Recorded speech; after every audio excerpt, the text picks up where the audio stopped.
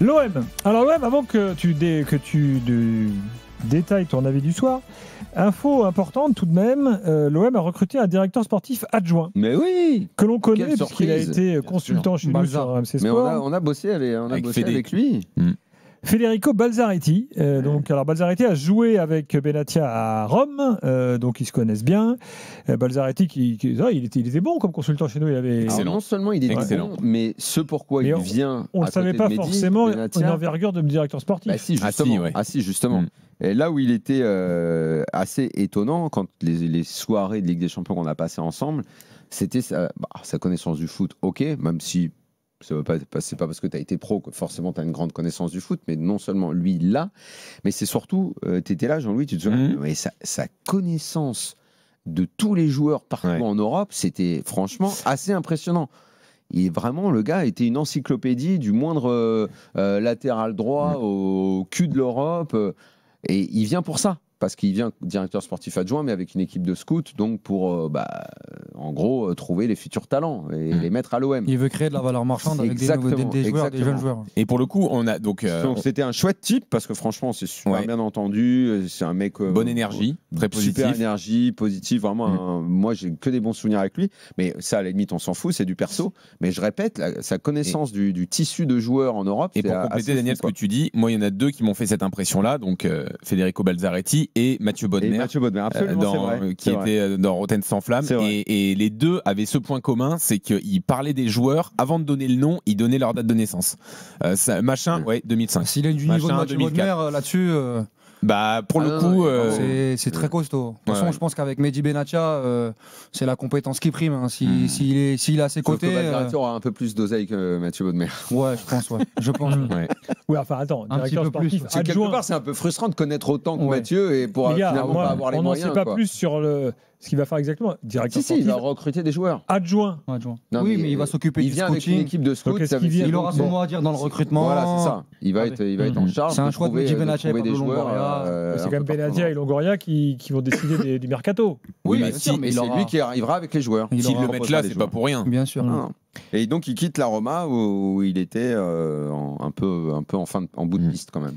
Voilà. Mais il y a quand même un truc qui est passé un peu sous les radars. Ravanelli, il a disparu de la circulation. Ça fait un moment déjà. Ça fait un moment, on n'a pas parlé. Il n'y a pas eu d'officialisation du club qui a fait un communiqué. J'ai l'impression que depuis le Ritiro de l'an dernier à Rome. Oui, c'est ça. Ouais. Et gentiment, on l'a un peu exfiltré, quoi. Après, Ravanelli, est-ce qu'il avait un vrai impact? J'ai l'impression qu'il y avait mésentente. Il était là. Mais il y avait eu la hype de Ravanelli sur la photo. Il y avait tous les articles qui expliquaient qu'il était important, qu'il allait faire du vélo dans la campagne et tout. Je m'en souviens, moi. Donc il est important parce qu'il fait du vélo dans la campagne. Visiblement, ils ont jugé à l'OM qu'il était devenu moins important. Quoi. Bon, bref. Et le fait que sa disparition ait engendré aussi peu de commentaires, ça montre qu'il était peut-être là que pour l'image, quoi. Oui, c'est bizarre. Qui manque à personne. Bref. Bon, voilà, ça c'est l'info du jour. Maintenant, avis de Daniel, jingle rigolo. Et alors eux, ils te donnent les restes et toi tu te jettes dessus comme Jacouille la fripouille, tu manges par terre, tu manges leurs miettes. Donc, tu voulais parler de l'OM et t'avais, en fait, plus qu'un avis, tu avais une question à poser. Non, parce que j'ai mon avis, je vais le donner évidemment, mais je voulais savoir, en fait, c'est pour ça que j'avais mis exigence ou patience, c'est que selon où on se plaçait par rapport à ce que fait l'OM aujourd'hui, il peut y avoir deux lectures différentes. Est-ce qu'on a tous la même lecture de ce qui se passe en ce moment ?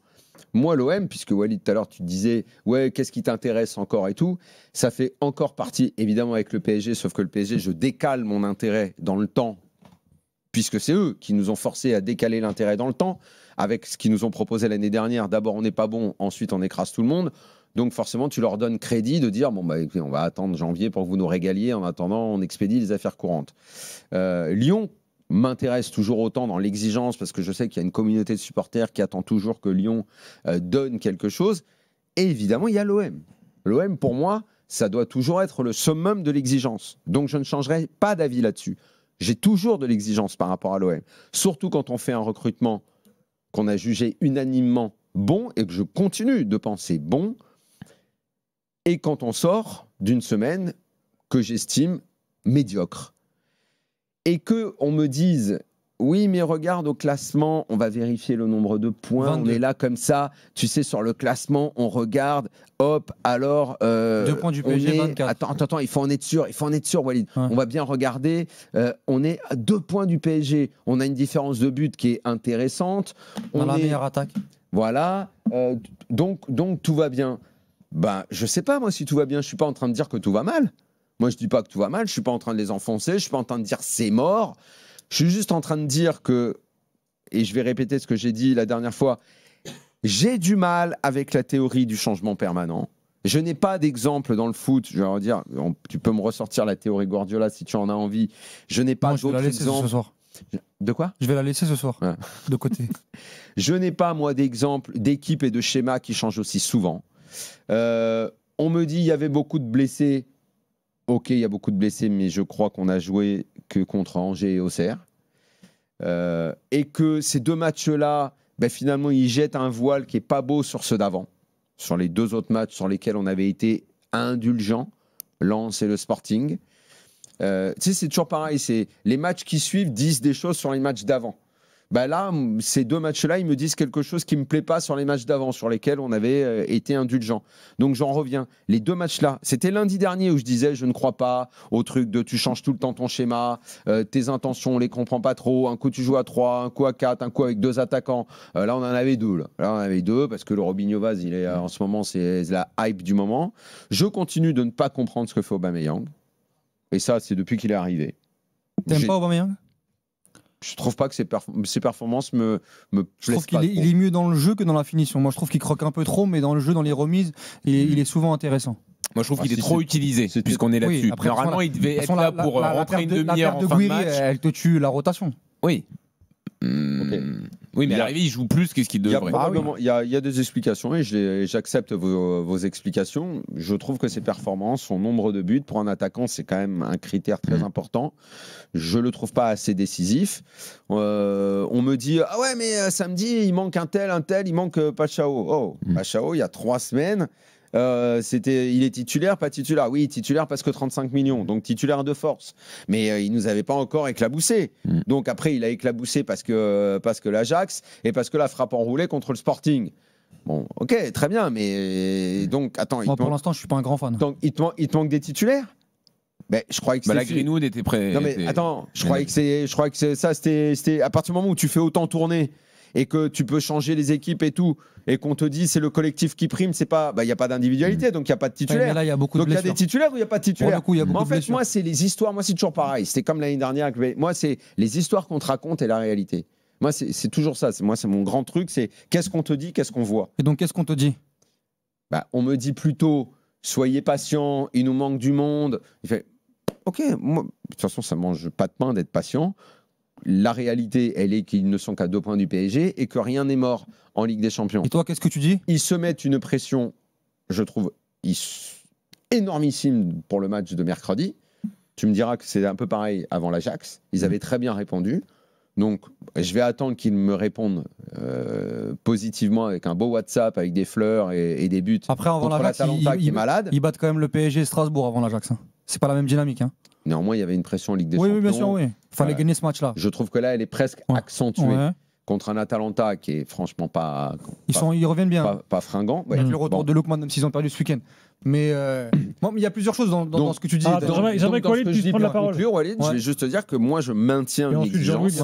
Je veux bien entendre le discours qui reste positif à l'OM et tout, mais j'ai les doutes. Voilà, les doutes, c'est la compo, le doute, c'est les schémas, le doute, c'est les performances individuelles des joueurs qui sont pas assez régulières à mon goût et de joueurs cadres qui répondent pas aussi présents que je l'aimerais. Il y a plusieurs choses dans ton avis. Moi, la première, c'est que oui, je suis d'accord avec toi sur l'exigence à l'Olympique de Marseille. Elle doit continuer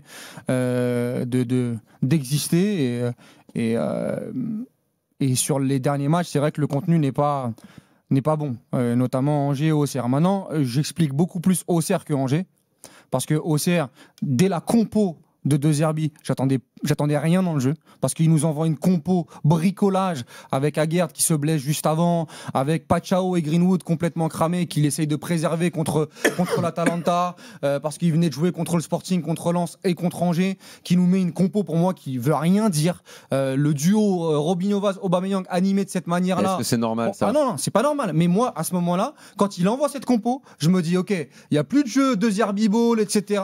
On va en mission à Auxerre, on va aller prendre 3 points et on va aller se préparer pour l'Atalanta.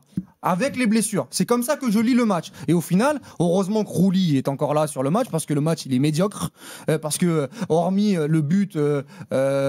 petite pause plein de réussite. Ouais. Rouli, donc homme du match samedi. Ouais. Est-ce que Rouli est top 3 des meilleurs joueurs de l'OM depuis le début de la saison? Rouli, il y a des matchs où il était très bon, il y a des matchs un peu moins, mais oui, il est encore, oui. L'OM, il est top 3? Oui, donc c'est pas bon signe. Merci, parenthèse refermée. Mais après, dans le bilan de De Zerbi, sans Rouli, il n'a pas la même carrière à l'Olympique de Marseille, De Zerbi. Rouli est un cadre qui répond souvent présent. Ils ont le droit d'avoir un super bien gardien. Bien sûr, voilà, après c'est le football. Après, c'est le football d'avoir un bon gardien. Moi, j'aimerais qu'il y ait un milieu de terrain qui me fasse un peu rêver, et j'en vois pas. Mais pour revenir sur ma chronologie, c'est-à-dire que là-dessus, sur ce match contre Auxerre, ok, dans une saison, ça me dérange pas que tu aies 1 ou 2 matchs comme ça, où tu gagnes sale pour avancer, parce que tu es en difficulté, parce qu'il y a des blessures, qu'il y a des mecs que tu dois mettre au frigo.